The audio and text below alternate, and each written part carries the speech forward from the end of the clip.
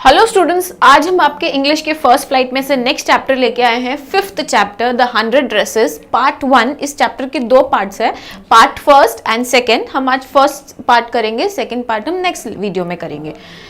This chapter the 100 dresses is written by L Estes और इनको famously एक दूसरे नाम से जाना जाता है, एलिनोर एस्टेस, जो एक अमेरिकन चिल्ड्रंस ऑथर हैं। अब ये चिल्ड्रंस लिटरेचर होता क्या है? वो literature which is written for children, जो बच्चों के लिए लिखा जाता है, जो बच्चे जिसको पढ़ के एंजॉय करे, जिससे रिलेट कर सके, उसे चिल्ड्रन लिटरेचर कहते हैं। एलिनोर एस्टेस का लाइफ स्पैन था फ्रॉम 1906 टू 1988 और ये जो स्टोरी उन्होंने लिखी है ये उनके खुद के पर्सनल एक्सपीरियंस पे बेस्ड है। This story is based on her real life experience. इस स्टोरी में आपको पता होगा कैरेक्टर मैडी, वो मैडी ऐसा कहा जाता है, ऐसा कई जगहों पे है, लिखा हुआ है कि मैडी यही है एलिनोर एस्टेस, और क्योंकि वो रिग्रेट करती हैं जो भी उन्होंने किया। एक्चुअली उन्होंने किसी को सपोर्ट नहीं किया, उन्होंने किसी के लिए अपना वॉइस रेज नहीं किया, उसके लिए उन्हें बहुत रिग्रेट फील हुआ और at last she decided to write this story, ताकि वो दूसरों को इंस्पायर कर सके कि आपको किसी के लिए सपोर्ट करना चाहिए, आपको किसी के लिए स्टैंड लेना चाहिए। आपके बुक में इस चैप्टर की शुरुआत में बिफोर यू रीड सेक्शन में 3 बुलेट्स हैं। उनमें से थर्ड बुलेट तो है वो बॉक्स के लिए है। फर्स्ट 2 बुलेट्स में कुछ इन्फॉर्मेशन है। फर्स्ट बुलेट में एक क्वेश्चन है कि आप लोगों को जज कैसे करते हो, हाउ डू यू जज people on the basis of the money they have, कि या उनके पास क्या पोजेशन है या उनके पास कितना वेल्थ है। तीनों ही चीजें कहीं ना कहीं मनी इंडिकेट कर रही है, उनका पैसा इंडिकेट कर रही है। ये बता रही है कि आप लोगों को उनके रिच होने के बेसिस पे जज करते हो या पुअर होने के बेसिस पे जज करते हो। साथ ही में और एक क्वेश्चन लिखा है कि क्या कोई और ऐसा एंड्योरिंग वैल्यूएबल चीज है किसी पर्सन में जो जज करने के लिए आप देखते हो। एक ह्यूमन टेंडेंसी है, आप किसी को भी देखते हो आप उसको जज करते हो। तो बस वही पूछा गया कि क्वेश्चन योरसेल्फ कि आप किसी को देख के उसमें क्या देख के आप उसको जज करने की कोशिश करते हो, आप क्या देख के जज करते हो। सेकेंड बुलेट में आपको कुछ डिटेल दिया है about the story the 100 dresses, कि ये स्टोरी किसके ऊपर बेस्ड है। ये स्टोरी एक बहुत ही सेंसिटिव अकाउंट है of a poor young girl, एक पुअर यंग पॉलिश गर्ल का रियल लाइफ अकाउंट है, रियल लाइफ स्टोरी है, जो आप इस स्टोरी में पढ़ोगे, जिसका नाम वांडा पेट्रोंस्की है, कि वो कैसे अपने क्लासमेट से ही बुली होती है, कैसे उसके क्लासमेट्स उसके साथ गेम खेलते हैं और कैसे वो उसका रिप्लाई करती है, how she tackles with the situation. हम ये इस चैप्टर के थ्रू पढ़ने वाले हैं। एक्चुअली आप ये चैप्टर पढ़ के अपने रियल लाइफ से रिलेट कर सकते हो। आप सब स्कूल जाते हो, आप सब स्कूल में कुछ ऐसे इंसिडेंट्स देखते होंगे कि कुछ स्ट्रॉन्ग पावरफुल बच्चे कुछ थोड़े वीक बच्चों के ऊपर अपना पावर दिखाने की कोशिश करते हैं, उनको बुली करते हैं। तो ये स्टोरी बहुत हद तक रिलेटेबल है for the students. Third bullet में आपके एक बॉक्स दिया है जिसमें पोलिश अमेरिकन कम्युनिटी की प्लेस बताई है इन यूनाइटेड स्टेट्स। अमेरिका में पोलिश अमेरिकन कम्युनिटी कैसे रहती थी, कैसे आई और उनका वहां पे क्या रोल था, कैसे उन लोगों की लाइफ वहां पे थी। तो जो फर्स्ट पोलिश कम्युनिटी अमेरिका में आई, it was in the year 1608 और वो लोग इमिग्रेंट्स थे। इमिग्रेंट्स मतलब जो माइग्रेट करते हैं, आपने माइग्रेट ये शब्द सुना होगा, जो माइग्रेट करते हैं, जो एक प्लेस से दूसरे प्लेस में सेटलमेंट करते हैं, लेकिन वो टेम्परेरी होता है। लेकिन इमिग्रेंट्स वो होते हैं, इमिग्रेशन वो होता है जो आप शिफ्ट करते हो, जो आप मूव करते हो, बट फॉर परमानेंट सेटलमेंट। तो इमिग्रेंट्स वो लोग होते हैं जो मूव करते हैं, जो शिफ्ट करते हैं to another place but for permanent settlement. ठीक है, तो फर्स्ट पोलिश कम्युनिटी 1608 में अमेरिका में पहुंची, बट सबसे बड़ा वेव, सबसे ज्यादा number of Polish people USA में आए in the early 20th century. तब अराउंड 1 मिलियन पोल्स पहुंचे थे टू यूएसए। पोल्स किसको बोलते हैं? पोलिश, पोलैंड से जो बिलोंग करते हैं, पोलिश पीपल, पोल्स उनको ही इंडिकेट किया जाता है। अब यहाँ पे उनकी आइडेंटिटी पे बहुत बड़ा क्वेश्चन था। आइडेंटिटी इतनी ज्यादा क्लियर नहीं होती थी। दे वर पोल्स बट एक्चुअली उनको उनके एथनिसिटी, उनके रेस के बेसिस के ऊपर जज नहीं करके उनके कंट्री ऑफ ओरिजिन पे जज किया जाता था। मतलब वो कहाँ से आए हैं। दे आर पोलिश पीपल, वो पोल्स हैं, लेकिन वो कहाँ पे थे इसके पहले। जैसे आपके बुक में दिया है, they were identified as Russian Poles, German Poles and Austrian Poles. तो मतलब वो पोल्स हैं, लेकिन वो पहले कहाँ थे? In Russia, in Germany, in Austria. वहां से वो यहाँ पे आए, तो after that they become American Poles. Okay अब नेक्स्ट ये बताया है कि एक बहुत बड़ा amount of Polish American community can be found in Chicago. Chicago which again is an American city, American जगह है। वहां पे बहुत ज्यादा नंबर में पोलिश अमेरिकन कम्युनिटीज मिलती हैं, not only in Chicago but also in its suburbs. Suburb मतलब क्या होता है? शिकागो का जो बाउंड्री है, जो जैसे कल्याण, हम कल्याण में हैं, कल्याण इज इट मुंबई सबर्ब, हम कल्याण को मुंबई का सबर्ब बोल सकते हैं। सो शिकागो के सबर्ब पे भी पोलिश अमेरिकन मिलते थे एंड ऑल्सो इन शिकागो। इतने ज्यादा शिकागो में पोलिश अमेरिकन लोग थे, पोलिश लोग थे कि it came to be known as the second largest Polish city, second largest Polish city after Warsaw. Warsaw क्या है? Warsaw is the capital of Poland.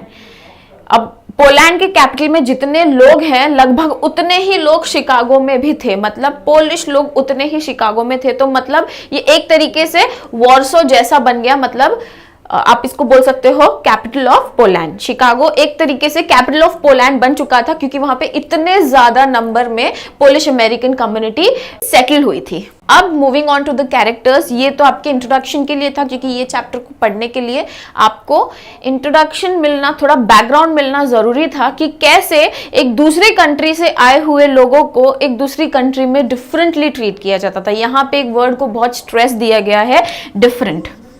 Different हम किसको बोलते हैं? किसी अलग को, जो अलग हो। यहाँ पे वो भी इंसान है, Polish people are also humans और अमेरिकन्स वर ऑल्सो ह्यूमंस। वहाँ पे यहाँ पे हम स्कूल स्टूडेंट्स की बात करें कि कैसे स्कूल स्टूडेंट्स किसी और अपने ही क्लासमेट को, अपने ही कलीग को डिफरेंटली ट्रीट कर रहे हैं, उसको एक डिफरेंट वे में देख रहे हैं just because of their name. उनका नाम थोड़ा अजीब है, अमेरिकन का नाम जैसा होता है, वो बच्चों को, उन बच्चों का नाम, अमेरिकन बच्चों को इन पोलिश बच्चों का नाम थोड़ा अलग लगता है, इस वजह से वो उनको डिफरेंटली ट्रीट करते हैं। और भी कुछ ऐसी बातें हैं जिसकी वजह से दे वर ट्रीटेड डिफरेंटली। ये पूरी स्टोरी उसी के ऊपर है। तो ये पोलिश का, ये पोलैंड से क्या हुआ, कैसे आए, कब आए, ये सब जानना इसीलिए जरूरी है कि पोलिश लोगों का आइडेंटिटी कैसा था। उन लोग को बहुत जल्दी आइडेंटिटी अपनी मिली नहीं थी, अपनी जगह उनके पास नहीं थी क्योंकि पोलैंड बहुत समय तक अंडर रूल था, इंडिपेंडेंट कंट्री नहीं बन पाया था। नेक्स्ट है हमारे कैरेक्टर्स। एक्चुअली आपका ये जो फर्स्ट पार्ट है, ये फर्स्ट पार्ट में आपको डिटेल्ड इंफॉर्मेशन दिए हैं हमारे इन कैरेक्टर्स के बारे में कि वांडा पेट्रॉन्स्की कैसी है, क्या है, पेगी कैसी है और मैडी कैसी है। तो वांडा पेट्रॉन्स्की जो हमारी इस स्टोरी की सेंट्रल कैरेक्टर है, जो वो पोलिश गर्ल है, यंग पोलिश गर्ल जिसको स्कूल में डिफरेंटली ट्रीट किया जाता है। पेगी अपनी क्लास की सबसे पॉपुलर गर्ल है हु मॉक्स वांडा। एक्चुअली पेगी ने वांडा के साथ एक गेम खेलना चालू कर दिया था जो बहुत ज़्यादा मॉकिंग था, जो बहुत ज़्यादा ऐसा था कि उसका मजाक उड़ता था। वांडा का सिर्फ मजाक उड़ता था, उससे और कुछ अच्छा आउटपुट तो आता नहीं था। पेगी वॉज द वन जिसने वो गेम चालू किया और वो अपने क्लास की सबसे पॉपुलर गर्ल थी। नेक्स्ट है मैडलिन। सिर्फ एक ही जगह पे नाम दिया है, Madeline at the very beginning, उसके बाद हमेशा हर जगह Madeline is addressed as Maddie. Maddie जो पेगी की क्लोजेस्ट फ्रेंड है, पेगी की सबसे करीबी दोस्त है। अब मैडी की जहां तक हम बात करें, मैडी एक ऐसी गर्ल थी जो पेगी के साथ तो रहती थी लेकिन पेगी के जैसी उसकी सोच नहीं थी, वो पेगी के जैसा करना नहीं चाहती थी। Next is miss Mason. जो miss Mason is the class teacher, वो इनके क्लास की क्लास टीचर है। मिस मैसन का भी कहीं ना कहीं एक इम्पॉर्टेंट रोल है क्योंकि वो एक ऐसी कैरेक्टर है जिन्होंने बच्चों को सेकेंड पार्ट में जाके थोड़ा सा सोचने पे मजबूर किया कि जो भी कुछ हुआ है वो अच्छा नहीं हुआ है, आप लोग इस बारे में सोचो। तो मिस मैसन भी कहीं ना कहीं एक काफ़ी इम्पॉर्टेंट कैरेक्टर है इन बच्चों के दिमाग में कुछ चीज़ें लाने के लिए। इस स्टोरी में 3 सेक्शंस हैं। हम फर्स्ट सेक्शन कर रहे हैं जो बहुत छोटा है, 1 पेज का बोल सकते हो। तो यहाँ पे हमको इंट्रोडक्शन मिलता है बहुत ज़्यादा अबाउट वांडा और पेगी और मैडी के बारे में कुछ बातें पता चलती हैं। सो आज ये स्टोरी की शुरुआत होती है विथ मंडे आज मंडे का दिन है और आपको पता होगा संडे के बाद मंडे आता है और मंडे को सबको स्कूल जाना होता है। मंडे का दिन है लेकिन वांडा एब्सेंट है स्कूल में और कोई भी उसका एब्सेंस नोटिस नहीं करता है। No one notices Wanda's absence. यहाँ तक कि पेगी और मैडलीन जिन लोगों ने उसके साथ एक गेम खेलना चालू किया था उन लोगों ने भी आज इसका एब्सेंस को नोटिस किया नहीं है। नेक्स्टली सब काफी सारे कॉमास के साथ वांडा के बारे में बताया है कि कहाँ बैठती थी और वो एरिया रूम का कैसा था। सबसे पहली बार She used to go to room 13 जो उनका रूम नंबर था उन स्टूडेंट्स का, उनका रूम नंबर था रूम 13।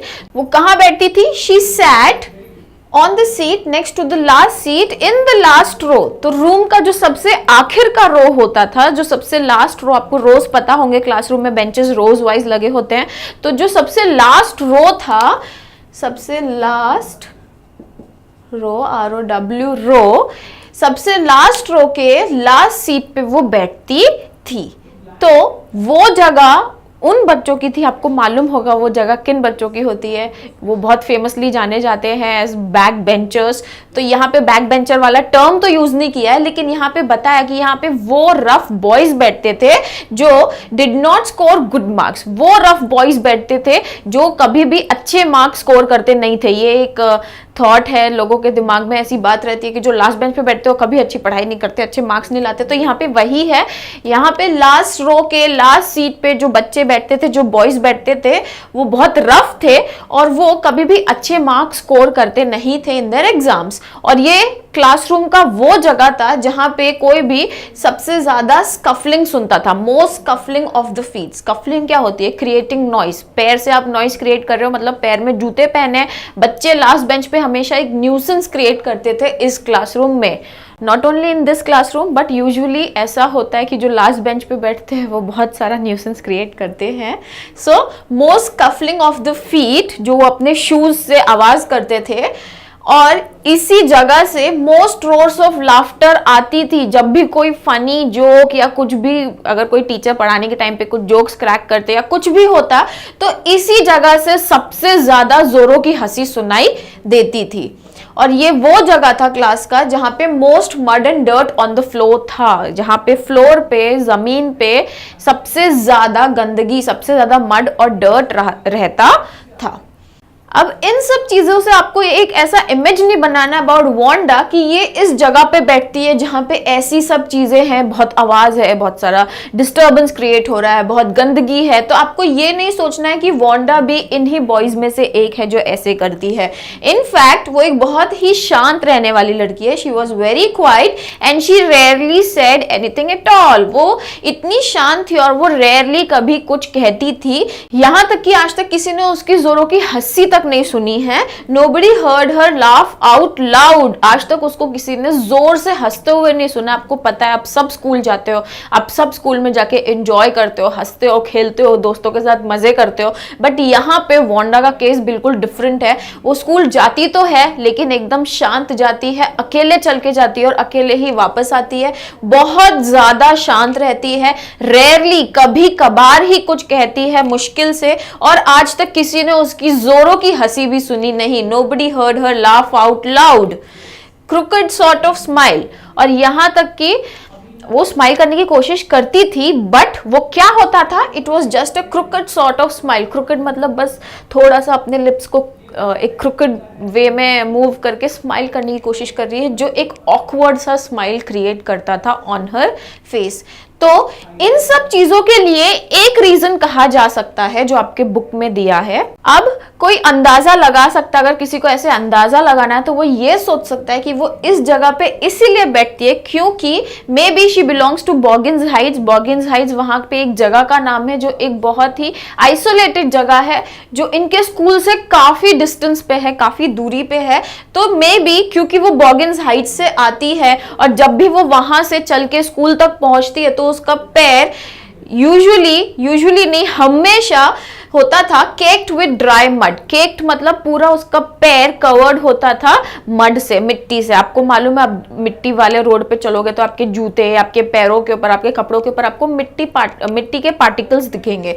तो बस जब वो घर से स्कूल तक पहुंचती थी, पहुंचते पहुंचते उसके पूरे पैर पे एक पूरी लेयर ऑफ ड्राई मड जम जाती थी। तो शायद ये रीजन हो सकता है उसका इस क्लासरूम के इस जगह को अपना सीट बनाना।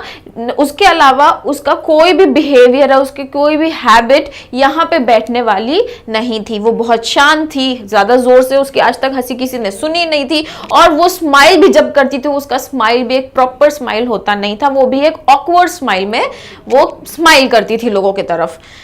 इनफैक्ट जब वो इस कॉर्नर में, रूम के इस कॉर्नर में आके बैठती थी, तो जब वो एक बार आके बैठ जाती तो लोग उसके बारे में भूल जाते कि हाँ, इस क्लास में वांडा पेट्रोंस्की नाम की भी कोई स्टूडेंट है। कोई भी बच्चा उसमें इंटरेस्टेड नहीं होता था।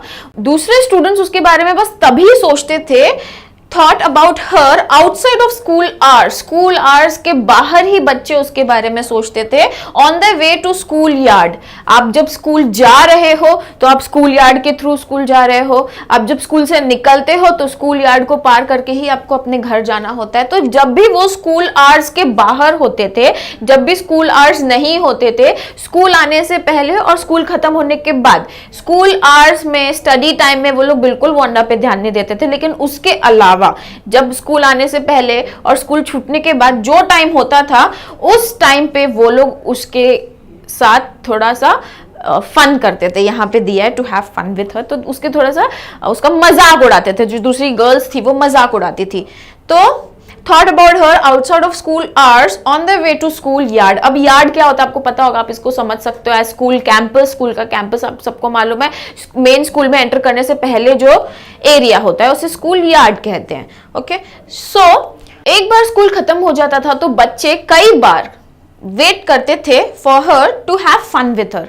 उसके साथ वेट करते थे ताकि उसके साथ कुछ मजाक मस्ती कर लिया जाए। अब मैंने इसे अंडरलाइन इसलिए किया है क्योंकि ये इतने छोटे से सेक्शन में, वो छोटी सी ही जगह में, कुछ ही लाइंस के गैप में ये जो फ्रेज है ये कई बार यूज किया है। तो आप, मैं चाहती हूँ आप कमेंट सेक्शन में ये बताएं कि ये फ्रेज फर्स्ट सेक्शन में कितनी बार आया है। मैंने एक बार आपको दे दिया है कि बच्चे स्कूल छूटने के बाद कई बार इंतजार करते थे, they used to wait for Wanda to have fun with her.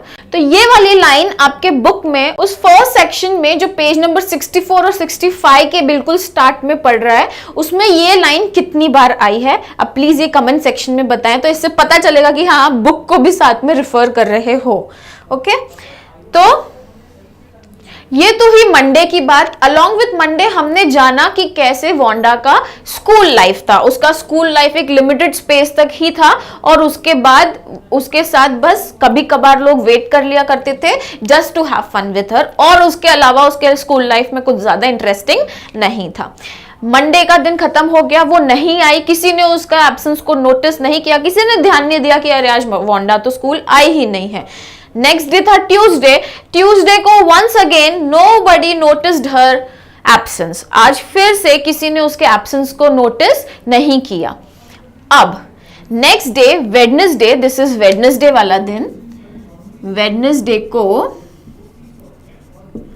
Peggy और मैडी, हम पेगी और मैडी का नाम देख चुके हैं इन द कैरेक्टर लिस्ट। तो पेगी और मैडी जो अनलाइक वांडा बैठते थे on the front bench, they sat down on the front bench, जहां पे यूजुअली वो बच्चे बैठते हैं हु स्कोर गुड मार्क्स। आपको पता है आपके स्कूल में भी यही सिस्टम है, यूजुअली फर्स्ट बेंच पे वही बच्चे बैठते हैं, आगे वही बच्चे बैठते हैं जो पढ़ाई में इंटरेस्टेड हैं, और जो पढ़ाई में इंटरेस्टेड है वो अच्छे मार्क्स तो स्कोर करेंगे ही। सो फर्स्ट बेंच पे बैठते थे पेगी और मैडी। इन लोगों ने ही गेम स्टार्ट किया था विद वांडा, और इन लोगों ने मंडे ट्यूसडे कोई ध्यान नहीं दिया कि वांडा एब्सेंट नहीं है। But on the third day, the Wednesday, उन लोगों को याद आ रहा है कि आज वांडा आई नहीं है। आज उन लोगों ने नोटिस किया है, उसके पीछे भी एक रीजन है।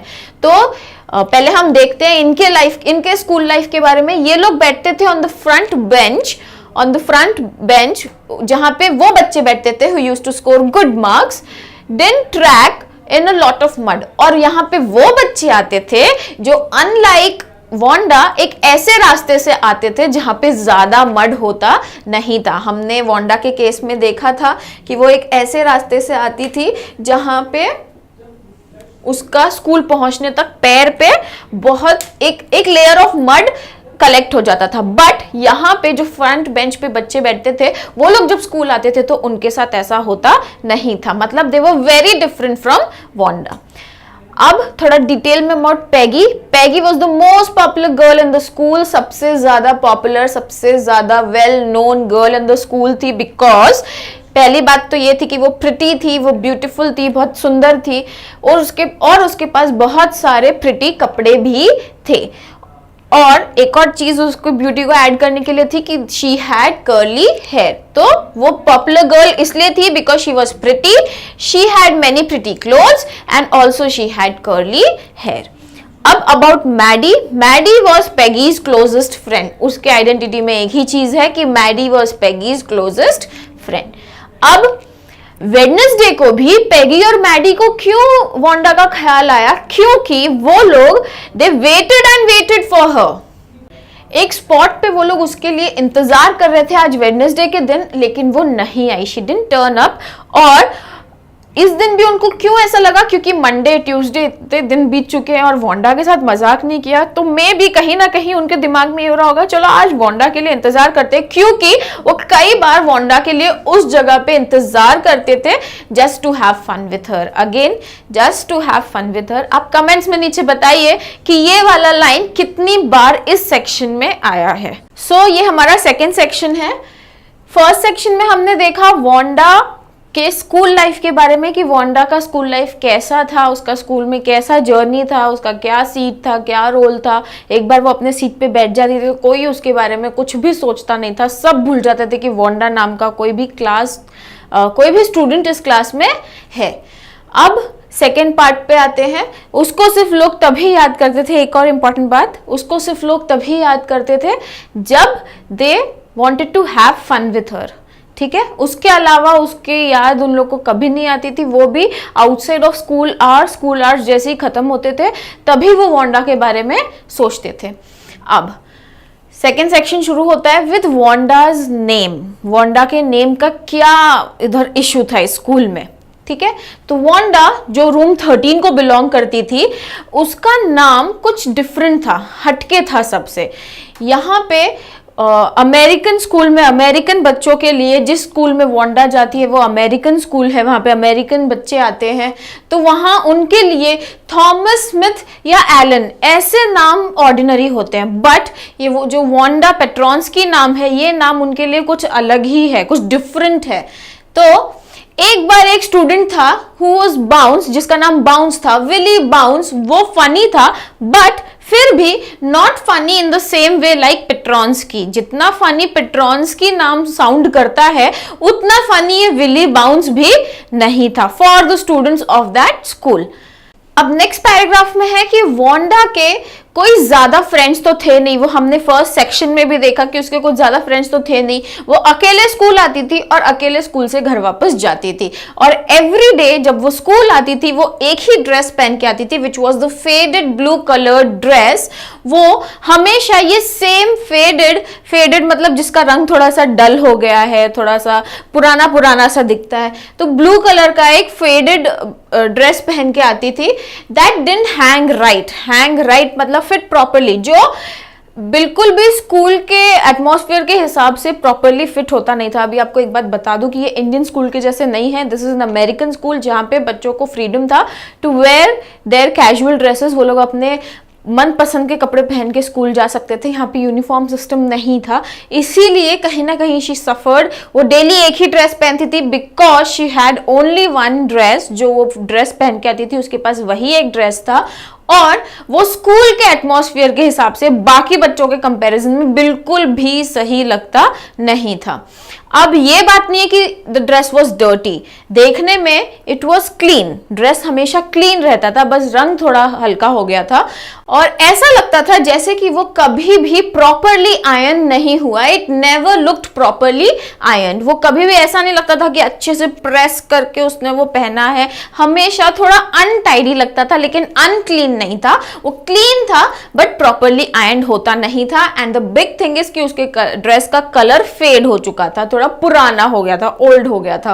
अब जैसे हमने पहले देखा कि वांडा के ज्यादा फ्रेंड्स थे नहीं। वो कई बार स्कूल खत्म होने के बाद स्कूल के यार्ड में खड़े रह के she stood watching little girls playing hopscotch. Hopscotch क्या होता है? वो एक गेम होता है जहाँ पे आप ग्राउंड प्ले फ्लोर पे चौक से कुछ बॉक्सेस बनाते हो, फिर उसमें छिप्पी डालते हो, छिप्पी बोलते हैं हम लोग उसको, छिप्पी बोलते थे, और वो डाल के आप उसमें फिर जाते हो, लंगड़ी करके जाते हो। तो हॉपस्कॉच वो गेम है। तो स्कूल आवर्स के बाद में स्कूल यार्ड में खड़े रह के वांडा अकेले, because she didn't have any friends, वो अकेले खड़े रह के she used to watch little girls playing hopscotch. छोटी बच्चियों को, छोटी लड़कियों को वो हॉपस्कॉच खेलते हुए देखती थी। तो इस मोमेंट पे बाकी लड़कियां इसके पास आती, इसको सराउंड कर लेती थी और फिर इसके साथ वो ड्रेसेस गेम खेलती थी, जो किसने इन्वेंट किया है? जो पैगी ने इन्वेंट किया है। तो पैगी वहां पे पहुंचती with other friends, with other girls, और Peggy nudging a friend would ask Wanda. Nudging a friend मतलब ऐसे पोक करते हुए, ऐसे हम करते हैं ना, किसी को चिढ़ाना है, टीज करना है, तो हम देख मैं अभी पूछूंगी, देखना है क्या जवाब देगी। उस हिसाब से एक फ्रेंड को नज करते हुए कि देखो अभी मैं इससे एक क्वेश्चन पूछूंगी, देखना व्हाट शी विल आंसर। तो वो एक फ्रेंड को नज करते हुए वांडा से क्वेश्चन करती थी। क्या क्वेश्चन करती थी? Wanda tell us how many dresses you have in your closet. Closet सबको पता होगा, वार्डरोब जो घर में कबर्ड होता है हमारे, उसे क्लोजेट कहते हैं। तो जिसमें हम कपड़े हैंग करते हैं, कपड़े फोल्ड करके रखते हैं, उसे क्लोजेट कहते हैं। तो पैगी उससे यही सवाल करती थी, यूजुअली यही सवाल होता था कि tell us how many dresses you have in your closet. तो first question is how many dresses, कितने ड्रेसेस हैं तुम्हारे पास तुम्हारे क्लोजेट में। तो उसका आंसर वांडा क्या देती थी? 100। उसका आंसर वांडा के पास होता था मेरे पास 100 ड्रेसेस हैं, ऑल लाइंड अप, मेरे क्लोजेट में सब लाइन से हैंग्ड हैं। अब आगे क्वेश्चन पूछती थी, हाँ सिल्क होगा ना, it might be silk I bet. तो यस सिल्क है। Velvet too? पैगी ऐसे पूछती है, वेलवेट भी होगा? हाँ मेरे पास वेलवेट भी है, ऑल लाइंड अप, सब लाइन से मेरे क्लोजेट में लगे हुए हैं। अब जब ये आंसर सुनते थे बाकी बच्चे भी जो हॉपस्कॉच खेल रही हैं, वो लिटिल गर्ल्स भी जब ये आंसर सुनती थी 100 ड्रेसेस वाला, तो वो भी अपना गेम छोड़ के इसकी बातें सुनने आ जाया करती थी, क्योंकि ये थोड़ा अनबिलीवेबल था जो वांडा बोल रही थी, क्योंकि 100 ड्रेसेस होना किसी के पास इतना बिलीवेबल, इतना रियलिस्टिक नहीं था। तो सब लोग इसकी बातें सुनने इसके पास आ जाते थे। अब ये क्वेश्चन करने के बाद वांडा वहां से निकल जाती, बाकी सारी गर्ल्स वहीं पे खड़ी हैं, वांडा वहां से चली जाती थी अकेले, बिल्कुल अपने रास्ते पे अपने घर की तरफ बढ़ जाती।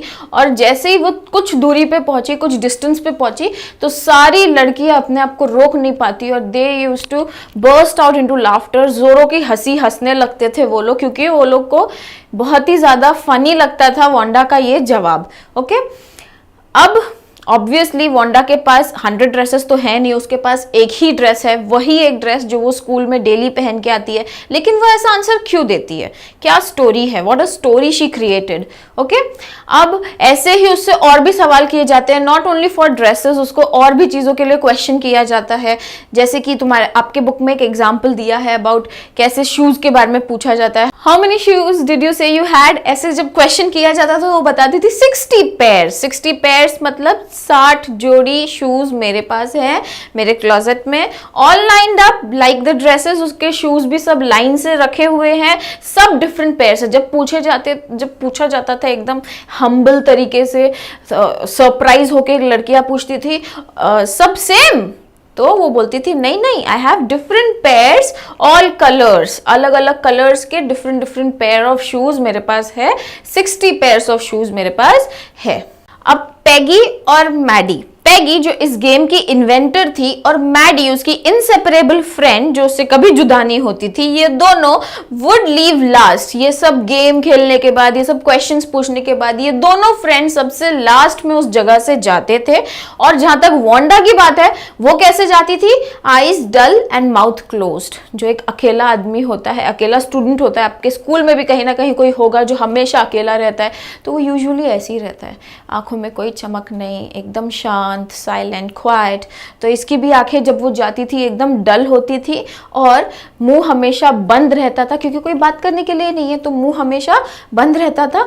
हिचिंग लेफ्ट शोल्डर, और जाते जाते क्या करती थी, she used to hitch her left shoulder. Left shoulder ये है ऐसे रेस करते हुए, उसको कोई प्रॉब्लम था। कई बार ऐसा होता है जब थोड़ा कॉन्फिडेंस कम होता है तो आपकी बॉडी में ऐसी कुछ चीज़ें होती हैं। तो she use to go to her house, अपने घर की तरफ बढ़ती थी, बट उसकी आंखें एकदम डल होती थी, मुंह बंद होता था और उसका लेफ्ट शोल्डर हिच होता रहता था। अब जब पैगी से पूछा जाता है कि कि पैगी तुम जो भी इसके साथ करती हो, जो भी क्वेश्चन इसके साथ पूछती हो, वो क्रूअल नहीं है, थोड़ा सा अनकाइंड, थोड़ा हार्श नहीं है? तो वो क्या जवाब देती है, नो नो, मैं तो बिल्कुल क्रूअल नहीं हूँ। अब जहां तक पैगी की बात है, ये सब चीजें देख के ये अंदाजा नहीं लगाना है कि पैगी एक क्रूअल स्टूडेंट है या क्रूअल गर्ल है।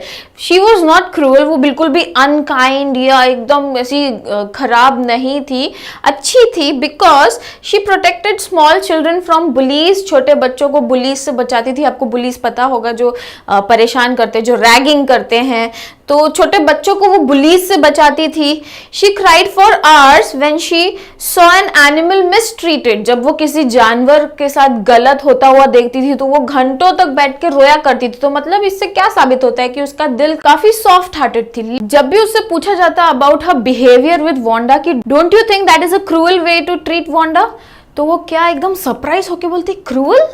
क्रूअल तो बिल्कुल नहीं है। क्यों? व्हाई दैट गर्ल सेड कि शी हैड 100 ड्रेसेस, और क्लियरली वो एक झूठ है, क्योंकि वो सिर्फ एक ही ड्रेस पहन के स्कूल आती है। और साथ में ये बात कि वो एक ऑर्डिनरी पर्सन नहीं है। अकॉर्डिंग टू पैगी, वांडा एक ऑर्डिनरी पर्सन नहीं है, जस्ट बिकॉज उसका नाम थोड़ा सा अलग है। वो ऐसा कहती है कि she is not an ordinary person, अगर होती तो उसका नाम ऐसा नहीं होता। एनीवे, फॉर हर, उसको तो वो बस इस बात से खुश है कि उसने कभी भी मैडी के साथ मिलके उसको रुलाया नहीं है। Anyway, they never made her cry. They मतलब पैगी एंड मैडी, इन दोनों ने कभी भी मिलके वांडा को रुलाया नहीं है। एटलीस्ट जो भी किया है आज तक उसको कभी रुलाया नहीं है। That is enough, according to Peggy उतना इनफ है, कोई प्रॉब्लम नहीं है जो भी वो करती है विद वांडा। अब ये तो हुआ अबाउट पैगी कि पैगी कैसी थी। स्टार्टिंग में हमने देखा अबाउट वांडाज नेम कि उसका नाम के ऊपर क्या चर्चा थी स्कूल में। उसके बाद about her dress, about how she used to come to school, ठीक है। उसके बाद देखा पैगी का game, how she used to ask questions to Wanda. After that हमने पैगी के बारे में देखा कि पैगी एक्चुअली कैसी है, काफी सॉफ्ट हार्टेड है, but when it comes to Wanda उसे लगता है कि वो जो भी करती है इट्स राइट, क्योंकि वांडा आंसर देती है 100 ड्रेसेस का, और वांडा का नाम बिल्कुल अजीब है, सबसे अलग है, वो एक ऑर्डिनरी पर्सन नहीं है, तो उसके साथ ऐसा करना is okay according to her. अब हम आते हैं ऑन मैडी कि मैडी कैसी है। ये मैडी के लिए actually this game was bothering her. ये जो गेम चल रहा था ना ऑफ क्वेश्चंस, आस्किंग क्वेश्चंस, ये गेम मैडी को बहुत ज्यादा परेशान कर रहा था। और एक बात आप याद रखो, बहुत सारे सोर्सेस में ऐसा बताया गया है, बहुत जगहों पे ऐसा लिखा गया है कि इस स्टोरी की author is Maddie herself. Maddie ही वो ऑथर का रोल प्ले कर रही है, और ऑथर ने अपने आप को मैडी के थ्रू रिप्रेजेंट किया है, अपनी जर्नी और अपने लाइफ के बारे में बता रही है कि उनको एहसास था कि जो भी हो रहा है इट इज रॉन्ग, लेकिन कभी भी उन्होंने वांडा के लिए स्टैंड नहीं लिया। सो आगे देखते हैं। मैडी की जहां तक बात है, ये गेम उसे बहुत परेशान करता था, बहुत बॉदर करता था, वो बहुत अनईजी फील करती थी ये जब गेम चालू होता था क्वेश्चनिंग वाला। अब मैडी की जहां तक बात है, she was also poor, she was poor herself, वो खुद एक गरीब लड़की थी जस्ट लाइक वांडा, और वो यूजुअली वोर हैंड मी डाउन क्लोथ्स। वो हमेशा क्या पहनती थी, hand me down clothes. Hand me down मतलब ओल्ड क्लोथ्स, जिसको हम बहुत ही सिंपल लैंग्वेज में बोलते हैं सेकेंड हैंड बुक यूज करते हैं, किसी की किताब भी यूज कर ली, किसी के कपड़े पहन लिए। कई बार ऐसा होता है आपकी फैमिली में आप किसी के कपड़े पहन लेते हो, तो वांडा हमेशा हैंड मी डाउन क्लोथ्स पहनती थी, सेकेंड हैंड कपड़े पहनती थी, लोगों के पुराने कपड़े पहनती थी। और बस इतनी अच्छी बात थी, ये तो था कि वो पुअर थी, पुराने कपड़े पहनती थी, बस एक अच्छी बात ये थी कि एक नहीं, एक्चुअली दो अच्छी बातें थी कि पहली तो वो बॉगिन्स हाइट्स में नहीं रहती थी, शी वॉज हैप्पी कि चलो एटलीस्ट वो बॉगिन्स हाइट्स में नहीं रहती है। और दूसरी बात ये कि she didn't have a funny name like Wanda. वो इन दो बातों से बहुत सेटिस्फाइड थी कि एक तो वो बॉगिन्स हाइट्स में नहीं रहती है और उसके पास एटलीस्ट वांडा के जैसा नाम नहीं है। अब जब बात आती है, जब पेगी क्वेश्चन करती थी वांडा से, जब ये क्वेश्चनिंग सेशन चालू होता था विद वांडा, तो मैडी साइड में खड़े रह के क्या होता था, she used to feel embarrass. वो हमेशा साइड में खड़े रह के एम्बैरेस फील करती थी। एम्बैरेस फील करना मतलब अशेम्ड होना, शर्मिंदगी सी फील होना। तो वो खुद साइड में खड़े रह के एम्बैरेस फील करती थी और अपने पाम्स में उसके मार्बल होते थे। मार्बल सबको मालूम है, कंचे, गोटी, जिससे बचपन में खेला करते थे।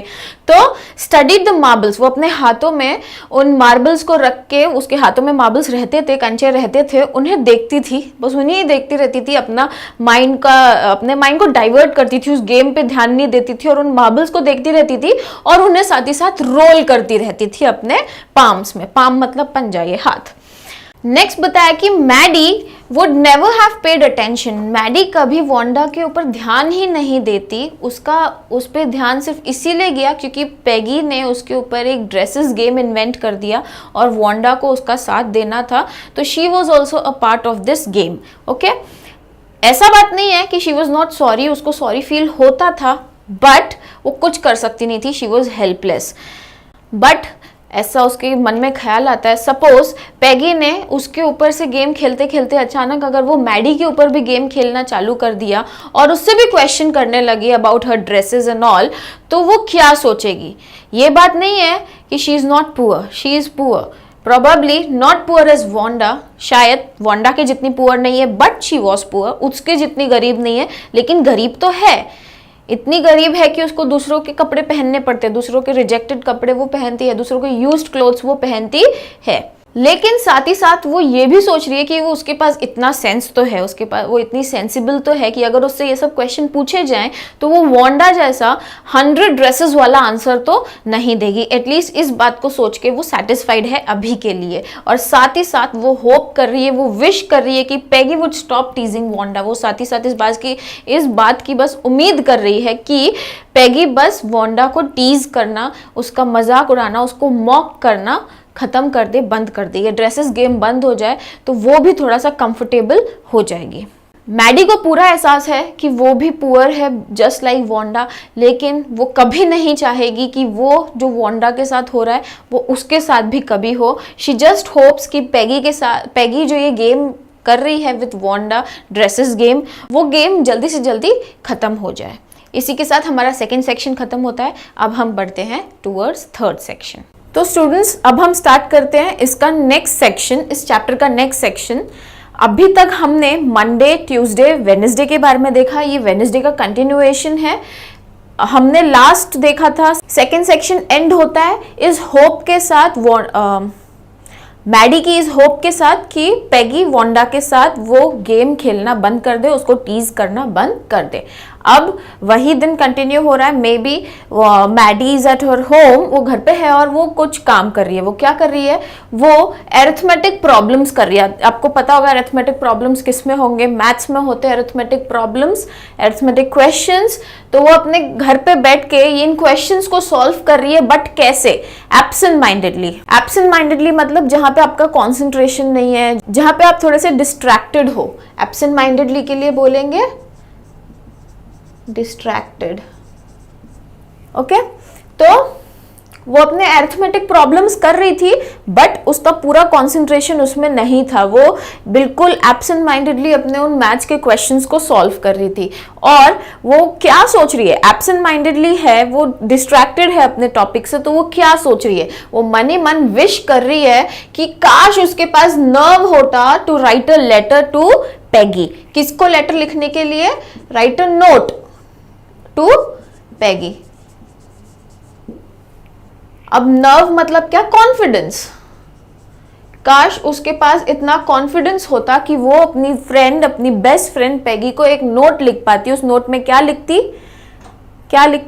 कि आपको पता है कि प्लीज क्या हम ये गेम जो वांडा के साथ खेलते हैं, क्या हम ये गेम को बंद नहीं कर सकते क्या? तो वो यही सोच रही है, मैथ्स के क्वेश्चन सॉल्व करते हुए वो यही सोच रही है कि काश मैं अपनी फ्रेंड को इतना बोलने की हिम्मत रख पाती, क्योंकि उसे मालूम है वो कभी मुंह से बोल नहीं पाएगी, बिकॉज इतना करेज उसके पास नहीं है, इतना हिम्मत उसके पास नहीं है कि बोल पाए डायरेक्टली। इसीलिए she is wishing to have nerve to write a note, at least मैं एक नोट तो लिख सकूं। So after solving this questions, arithmetic problems, अपने अरिथमेटिक क्वेश्चंस को सॉल्व करने के बाद she actually starts to write a note. वो नोट लिखना चालू करती है, बट क्या होता है, suddenly she stopped and shuddered mean shiver, कांपने लगी, ट्रेमर करने लगी।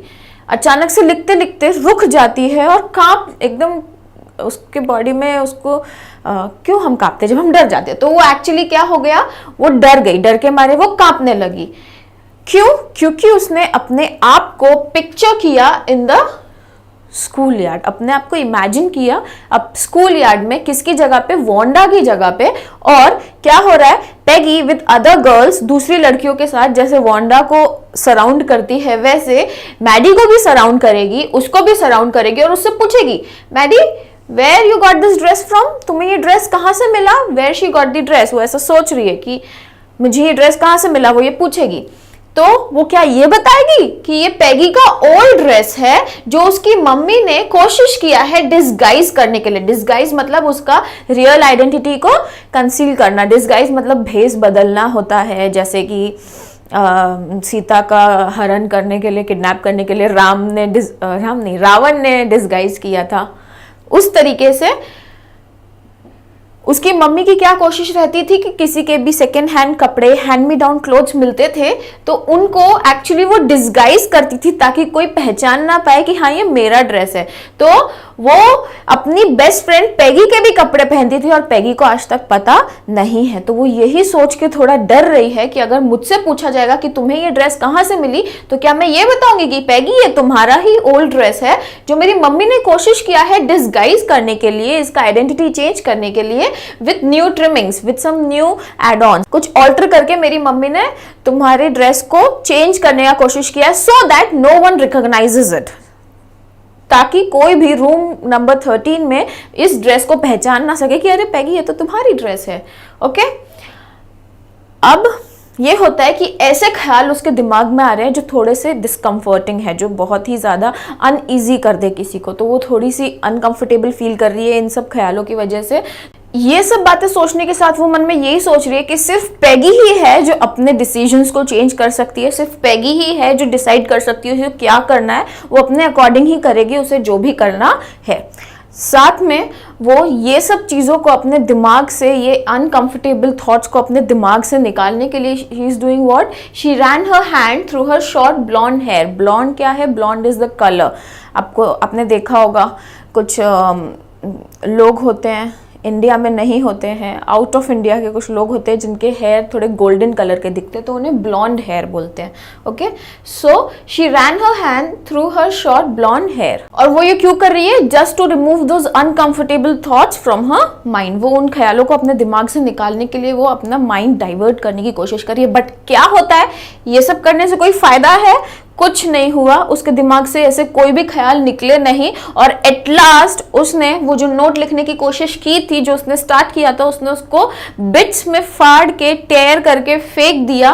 तब उसे थोड़ा सा इजी फील हुआ, कंफर्टेबल फील हुआ।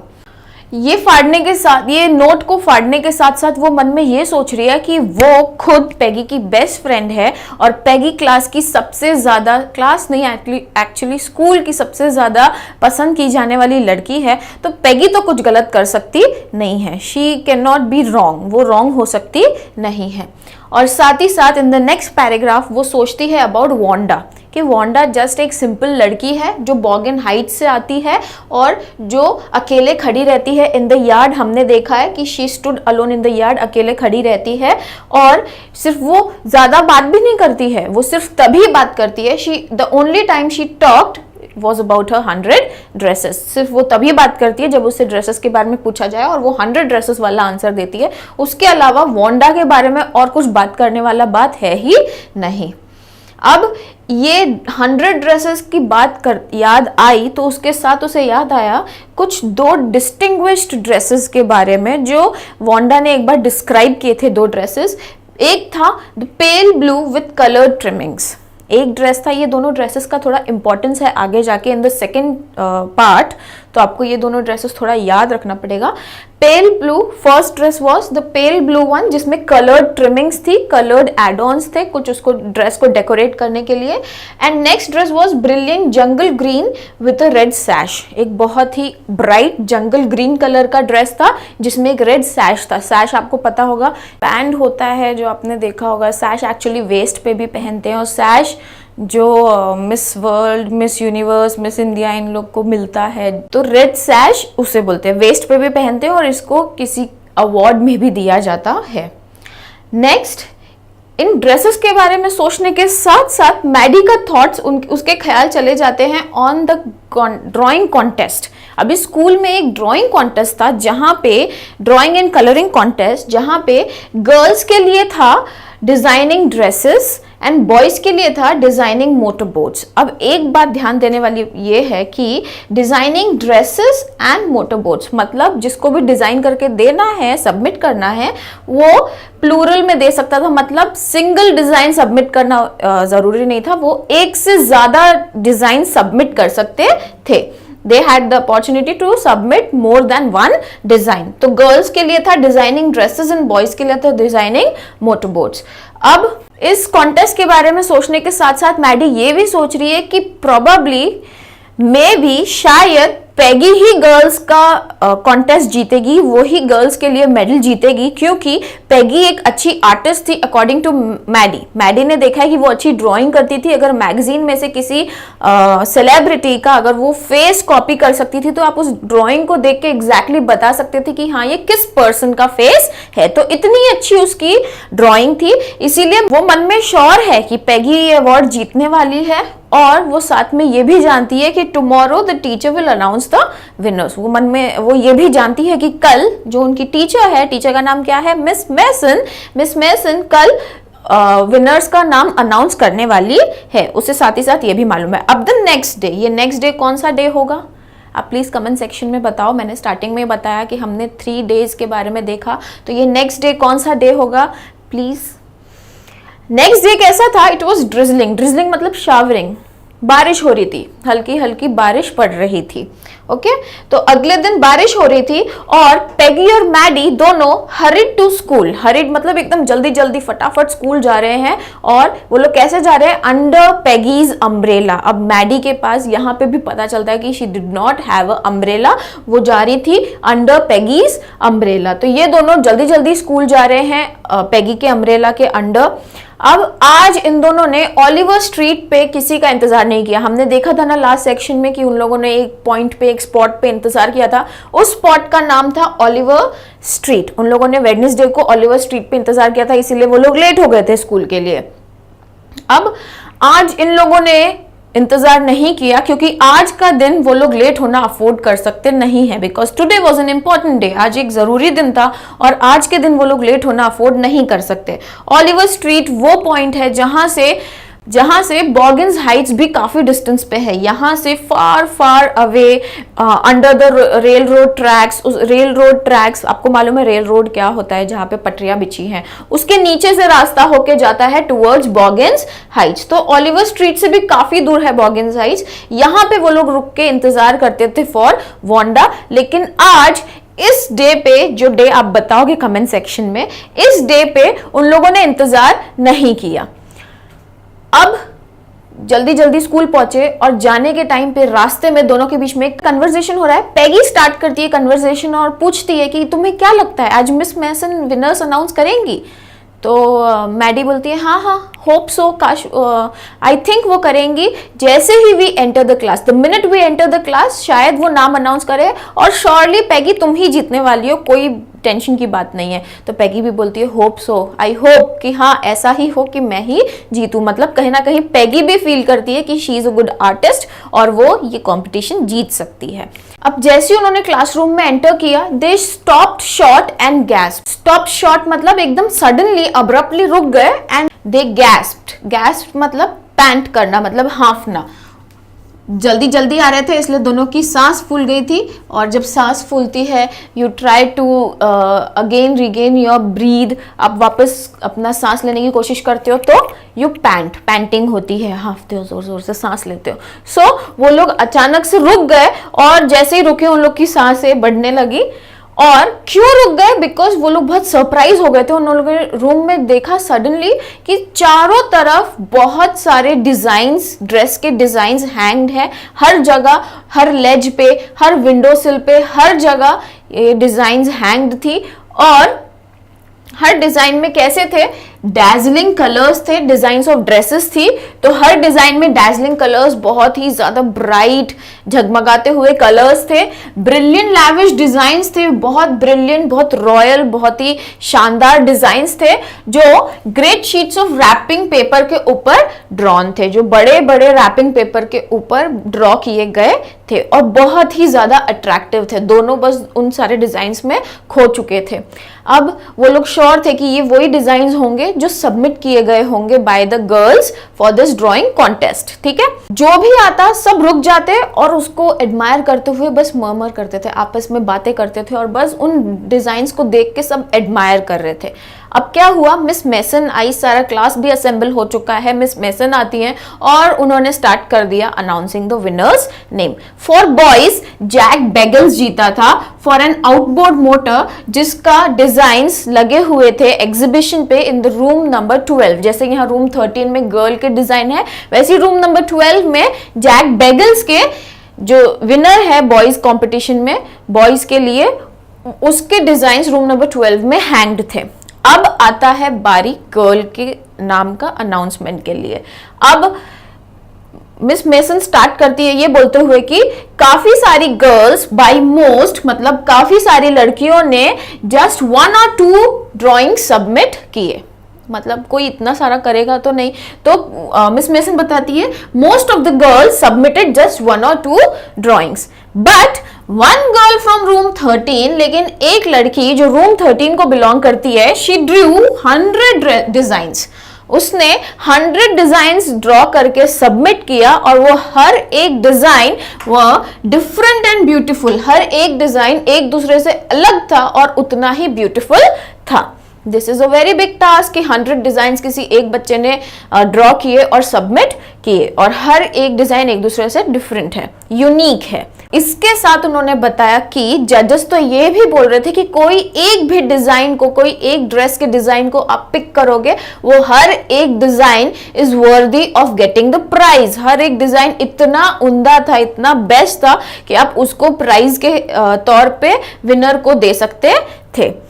अब साथ में वो ये भी बताती हैं, उसी के नेक्स्ट लाइन में वो ये बताती है, it is none other than Wanda from room number 13, not class, from room number 13।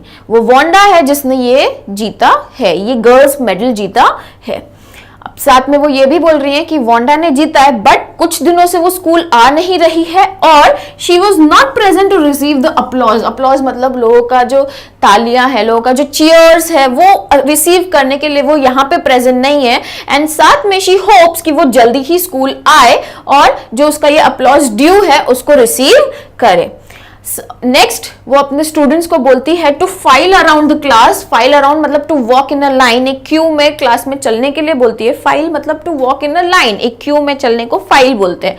तो अपने स्टूडेंट्स को बोल रहे हैं कि आप file around to see these exquisite drawings, इन ब्यूटीफुल ड्राइंग्स को, इन एलिगेंट ड्राइंग्स को, ड्रेसेस के डिजाइन्स को आप सब रूम में लाइन से ऑर्डर में चल के सब देखो और सब एंजॉय करो, because it was an exhibition. Exhibition आपको मालूम है सब ऐसे ही देखते हैं, सब रूम में घूम के उसे देखते हैं। तो टीचर ने बच्चों को बोला कि आप भी ऐसे ही देखो। अब जहां तक बॉयज की बात है, boys were also glad to have a chance to stamp on the floor. अब बॉयज भले ही दे वर नॉट इंटरेस्टेड, उन लोग को ड्रेसेस के डिजाइन में कोई इंटरेस्ट नहीं था, फिर भी वो लोग को एक मौका मिल गया था to step on the floor floor पे आके अपना मौज मस्ती करने को दे गॉट द चांस, तो इसलिए वो बहुत खुश थे और इसीलिए उन लोगों ने क्या किया, they put their fingers in their mouth and whistled. उन लोगों ने अपनी उंगली अपने मुंह में डाली और सीटी बजाना चालू कर दिया। बॉयज बस इसीलिए खुश थे कि उन्हें एक मौका मिल गया क्लास में घूम के एंजॉय करने के लिए, और वो ड्रेसेस में बिल्कुल भी इंटरेस्टेड नहीं थे। अब while walking around, while looking at the drawings, Maddie और पैगी के बीच में बात हो रही है। क्या है ये? मैडी की लाइन है, वो बता रही है, हमने यहाँ पे देखा था दो ड्रेसेस के बारे में, पेल ब्लू वाला और ब्रिलियंट जंगल ग्रीन वाला ड्रेस। तो यहाँ पे ये मैडी बोल रही है, देखो ये वो पेल ब्लू वाला ही ड्रेस है ना, इज़न्ट इट ब्यूटीफुल? ये ब्यूटीफुल है ना, है कि नहीं? नेक्स्ट पैगी बोल रही है कि हाँ, और ये वो ग्रीन वाला है, द जंगल ग्रीन वन, तो हाँ ये वो ग्रीन वाला है। Oh boy, I thought I could draw. अरे यार, मुझे लगता था मैं ड्राइंग कर सकती हूँ। देखो, this is called actual drawing. तो इसी के साथ स्टूडेंट्स हमारा first part of the 100 dresses खत्म होता है। हम नेक्स्ट पार्ट के साथ बहुत जल्दी ही आएंगे, तब तक के लिए आप इसी ही पढ़ो। मैं हूँ Priya, see you again, thank you, bye bye.